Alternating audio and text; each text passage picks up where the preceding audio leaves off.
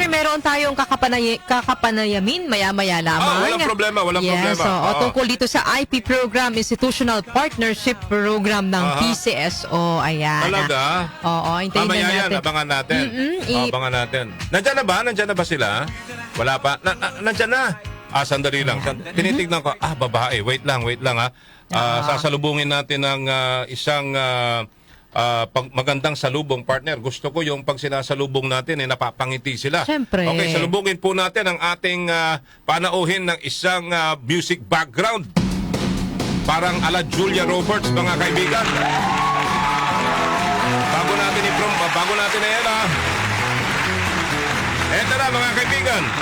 Makakapanayam na ho natin ala Julia Roberts ng PCSO. Apo, ang PCSO Division Chief Officer in Charge, Miss Maricar Santos. Magandang umaga po, ma'am. Good morning. Good morning! Nasaan ba? Sa Zoom tayo? Alright. Magandang umaga po sa inyo, ma'am Maricar Santos, ma'am. Good morning po, Sir Joel. Good morning, Ma'am Darling. Good morning Ayan, po. loud and clear tayo. Our very own PCSO Division Chief, mga kanyusik po ng Officer in Charge ng PCSO. Welcome po sa DWWW 774, Ma'am Maricar. And sa programang Opinion Mo, Opinion Ko po. Okay. So, ma'am, first question, meron lang ho kaming gustong tanungin, ano ho ba itong pinag-uusapang IPP? At kaibahan po nito sa dole-out o yung tinatawag ko na 4-piece po. No? Natanong lang ho namin, ma'am, para ma-establish din anong significance ng programa na ginagawa ho ito ng PCSO, ma'am. Yes po. Institutional Partnership Program po ay isa sa charity programs ng PCSO na tumutulong na ma-augment po yung, nagbibigay po kami ng financial grant sa mga social welfare development agencies na accredited po ng DOH at DSWD. Ang kaibahan po nito sa 4-piece or sa dole-out is yung pong 4-piece at ang mga dole-out na tinatawag. Ang 4-piece po ay isang programa ng DSWD. Ang Institutional Partnership Program ay programa ng Philippine Charity Sweepstakes Office. Okay. Pero ano po yung tawag dito, difference nila, ma'am, in terms of pagbibigay ng tulong? Tulong, ayuda. Yes po, yung 4-piece po, individually po siya dinidistribute, di ba po? Kung makikita natin, parang silang days na kung kailan sila binibigay. Yes. Samantalang po yung institutional partnership, binibigay po natin siya sa mga agencies, social welfare agencies or centers or yung mga community health-related organizations. So or grupo po siya, binibigay natin yung financial grant. Apo. Para magamit nila sa project proposal na inano nila sa atin na na-aprobahan. Nabanggit nyo yung mga social welfare agencies yung nag-benefit po dito sa IPP. Bukod po doon, papaano po yung mga non-government organization na may kaparehong core values na pagtulong po sa pangangailangan medikal? Pwede rin po ba sila na mag-avail nitong IPP? Yes, ma'am. Ang ITP ay bukas sa government-run residential welfare institutions, health facilities, as well as non-government welfare agencies. Basta po, nag-comply po sila sa documentary requirements na kailangan ng ITP. Alright, ma'am, sabi nyo kanina, nabanggit ho ninyo sa amin ang diferensya ho ng IPP at saka ng 4-piece. Tama po. Ano naman ho yung pinagkaiba nitong IPP, yung ating Institutional Partnership Program, at ng sa MAP, yung MAP? Yung MAP po ay isa rin charity programs ng PCSO. Ang kinikater naman po nito is yung Medical Assistance Program po ang tawag sa MAP. Medical Assistance Program, ito po ay binibigay sa mga individuals na nagre-request ng mga medical assistance like yung hospitalization, confinement, chemotherapy, medicine, mga rehab po nila. Yung IPP naman po, since binibigay natin yung financial grant sa mga organization or social welfare development agencies or NGOs, binibigay po natin yun sa kanila para po ipantustos nila po sa kanilang mga proyekto na para sa mga particular na sektor, para sa pakakababaihan, para sa mga bata, para sa elderly. Ganun po bali yung institutional partnership. Can you give us a sample of a non-government organization or healthcare, what do you call this? So, yung mga example po ng mga nabibigyan natin o yung mga binibigyan nating organization like po yung Hospicio de San Jose, Oh. Children's Village, mga Oo. ganyan. Oo. Veterans Home, mga Oo. ganyan po ang nabibigyan po. So, ibig sabihin, mabibigyan sila ng pondo. So, ito mga kababayan Yes. natin na mahihirap na lalapit sa kanila, sila na po ang bahala doon Tumulong. na tumulong. Parang ganun Yes po. po. Okay. Opo. Bali, yun na po yung china-channel po natin sa kanila. Alright. Paano?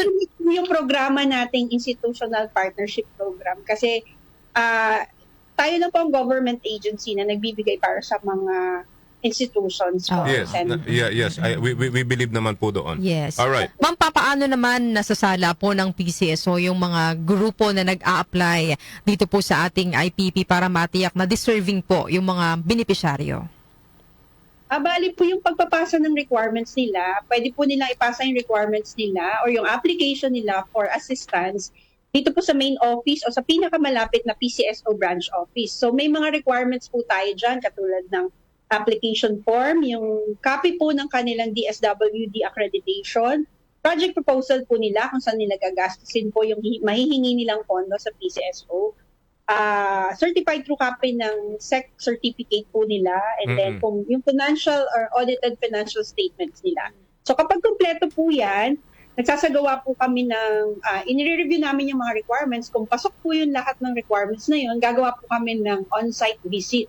Lalo na sa mga first-timer, pupuntahan po namin yung sinasabing agency para i-check namin kung qualified sila, may mga parameters po kaming ginagamit. And then kapag in order po lahat yon, gagawan po namin ng recommendation for the approval of our general manager. And then po magsasagawa kami ng memorandum of agreement bago po namin i-release yung assistance. Alright. So, meron talaga nakalaang pondo. How much are they gonna receive? Tama po, ma'am, no? Ang minimum po na pwede nilang mahingi na financial assistance sa amin is ranges from 300,000 to 1 million pesos. Wow! Ang laki. malaki May din tanong pala. ako, ma'am. Depende po siya sa project proposal po Alright. nila kung saan gagamit. Maisingit ko lang. I'm sorry, Darlene. Ano, ha? How about foundations? Like, for example, foundation ng para sa mga batang mga may autism. Parang ganun, ma'am. Pwede silang lumapit din sa inyo. So, nagbibigay din po kami. Meron po kami ngayong kapartner na nasa bandang Bohol, yung speech po. Nagbibigay sila ng rehab sa mga kailangan. Speech sa therapist. speech Oo. therapy. Kasi malaking perang kailangan dyan eh. Yes po. Yes po. Opo. Okay. Iba-iba pong grupo ang nabibigyan namin. Meron po yung may mga person with disability, Yes. early children, Oo, yung mga oo. residential home. Yes po. Napakaganda. Basta, ano lang po, kailangan lang nila talagang mag-apply Oo. sa PCSO. Pero kanina okay, nabanggit niyo yung deserving partner. Oo. Nabanggit ni Ma'am Maricar kanina. Ang tanong ko naman in terms of assurance, ma'am, alam mo naman, sorry ho, hindi sa wala tayong tiwala pero Pera kasi tong pera ang usapan. usapan, ma'am eh. Paano ma-utilize yung pondo sa IPP ng beneficiary? Anong requirements ng PCSO sa kanila? At ano rin ho yung gagawin ninyo para malaman ho ninyo na talagang Tama. sa tama Oo. lang ho napupunta yung pondo na tulong ho ninyo sa kanila. So, bali po, under ng implementing guidelines po ng IPP, so may sinusunod po kaming panuntunan. Pag na-release namin yung assistance, nagsasagawa din po kami ng on-site visit while yung meron doon yung pondo and then yung accomplishment reports nila. Okay. So, kapag na fully liquidated na nila yon, may mga requirements po kami like yung statement ng receipts and disbursements, saan nila Alright. po ginamit yun, Alright. listahan ng bigyan ng assistance, Alright. documentation, photo documentation po, Mm-mm. yung mga resibo ng mga Mm-mm. pinaggamitan po, kung ano yung mga binili, ano yung Oo. mga i-charge doon. And then yung accomplishment report po nila. Ayun. So talagang talagang Audit. may para kayong COA, ma'am. COA ang I-audit dating ninyo, talaga. i-audit nyo. Oh, 'Di ba? Yes po. Pero ano po to, ma'am? Alimbawa, naubos na namin yung pondo. Alimbawa, pwede bang ulit? Parang Parang replenish. how many months bago kasi 'di ba sa DSWD parang ganun pag tumulong sila after 3 months bago pa bumalik eh. Pero sa inyo po, ma'am, dito sa IPP, paano po ang sistema ho ninyo? Pwede silang humingi ulit ng tulong after what? 6 months? 1 year? What? Yes sir, pwede po sila ulit humingi ng tulong. So katulad po ng nabanggit natin kanina, Yeah. nag-submit sila ng liquidation report. Once po na-review po namin at in order at na-go signalan ng internal audit service namin and ng accounting namin, mag-i-issue po yung accounting namin ng certificate of full liquidation. Ibig sabihin, in order lahat ng mga dokumento, Yes. resibo, etc. Yes. po. Pag na-issuehan sila nun, qualified na po ulit silang mag-apply. So, ang release ng assistance namin is kailangan within 1 year, magastos po nila yung Within 1 yung year. nabigay natin Within assistance 1 year. at nabigay nila. Yes po. Kaya dapat pala lagi tayong tumaya ng loto sa 20. Oo, malaking Yes, Sa 20 naitutulong. Oo, lalo na ngayon. Medyo malaki-laki at sabi ni Jonah, wala pang nanalo doon sa Oo. kailan tang tumaya mamaya. Try natin mamaya. Kasi binalita namin yung Ma'am Maricar yung lumabas Loto na loto result. kagabi. Wala pa nanalo. Baka hinihintay kami at makatulong kami sa inyo. Sa foundation. sir. Pero, Talaga. okay. May isa pang tanong si Maricar, Miss Maricar. Si Miss Darlene po, ma'am, bago kami humingi ng mensahe sa inyo. Apo. Alright. Ma'am Maricar, mayroon na pong Universal Healthcare Act ng bansa at target po ng pamahalaan ng Universal Access to Healthcare. Gaano po ito kahalaga yung IPP para makapag-ambag po sa healthcare ng mga Pinoy? Yes po. Since may UHC tayo and ang pagbigay ng USC is through the PhilHealth, yung medical assistance natin. Ito po ng institutional partnership is kaagapay din po ito na makatulong din sa mga individual na tao. Pero yung mga nasa mga residential care naman. So hindi natin sila nakakalimutan. Kaya yun yung binibigyan natin ng pansin dito sa aming programa. So nakakatulong din po ito para mapabuti rin yung kalagayan ng mga taong nasa mga residential cares, detention centers, yung mga nasa komunidad na hindi po nasasagot nung universal healthcare dun sa aspeto na yun. So may ganun po tayong tulong mula sa pamahalaan through sa amin dito sa PCS. Alright. One more question, ma'am. Sa ngayon po, kailan ba nagsimula itong IP program po natin? Actually, sir, way back po, since ang PCSO is na-establish noong 1934, ang institutional partnership po, ang tawag po niya dati is parang tulong namin sa mga beneficiaries. So, 1935 pa po, nagbibigay na kami ng tulong. Tagal sa mga na din. institution. Alam mo, ngayon ko lang nalaman to. I'm sorry pero kung hindi ka namin siguro na interview, Madam Maricar, hindi namin alam na may ganito pala. Na tumutulong, tinutulungan ang PCSO, di ba? So marami na pong institusyon, marami na pong organisasyon ang natutulong. Do you have kahit papaano po mabigyan kami ng rough estimate mga ilan na ang mga natutulungan natin?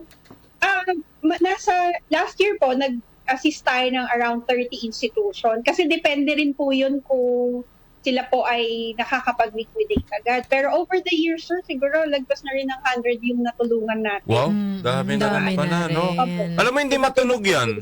Sinasabi ko nga sa'yo, I'm sorry, mama, pero alam mo, ngayon lang, ako mismo, even the listener siguro right now na nakikinig sa atin through radio, through FB Live and YouTube, ngayon lang nila alam na tumutulong ang PCSO sa mga ganito po, itong institutional partnership program. Kasi hindi naman po sinasabi ng mga social healthcare na, ay, galing ito sa PCSO. They don't say that eh.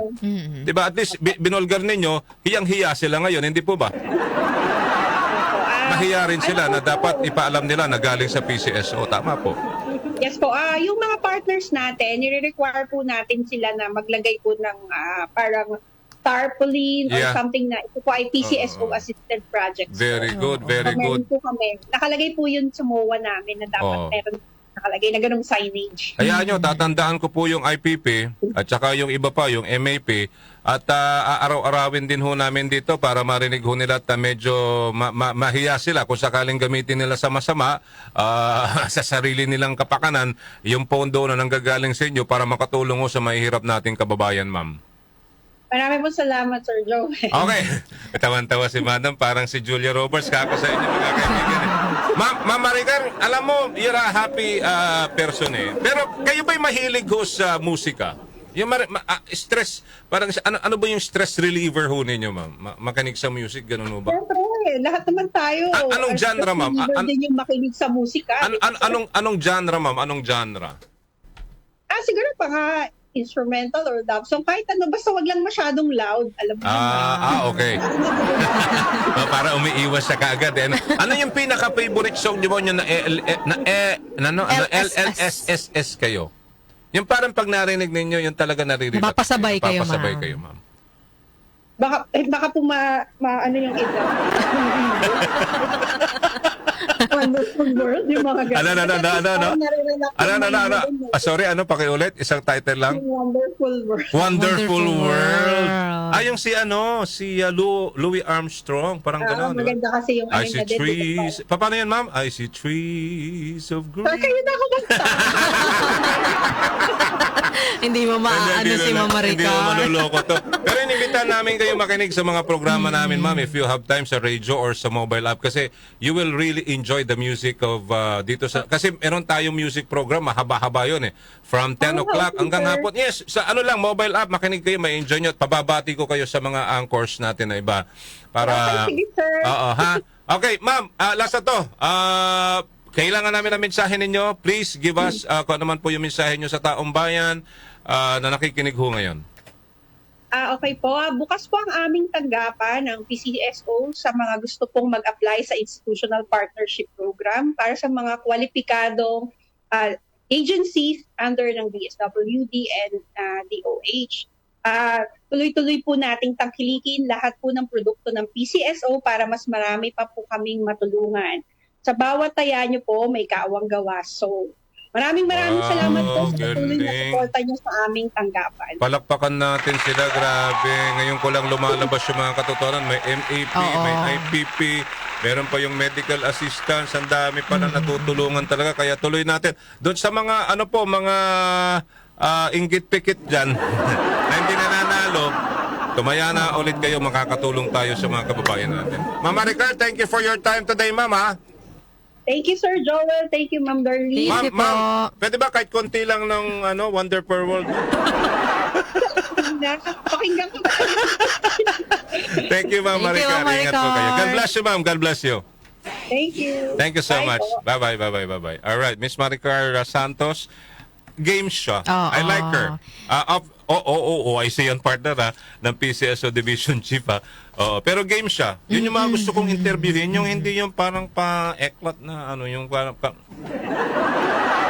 parang si ano ba yung pangalan ito? Si Mika, ganun siya Mika. Ganyan lagi yung si anak ni Pahardo. Hindi game din yan si Mika. Alright, at least may alam tayo, partner. Magandang balita yun. Mula sa PCSO, baboy kayo PCSO, ha? Sa mga hindi na nanalo, inggit, pikit. At kahit hindi kayo nananalo, isipin nyo na lang.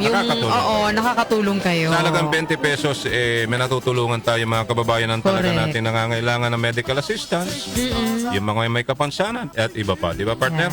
O, sige.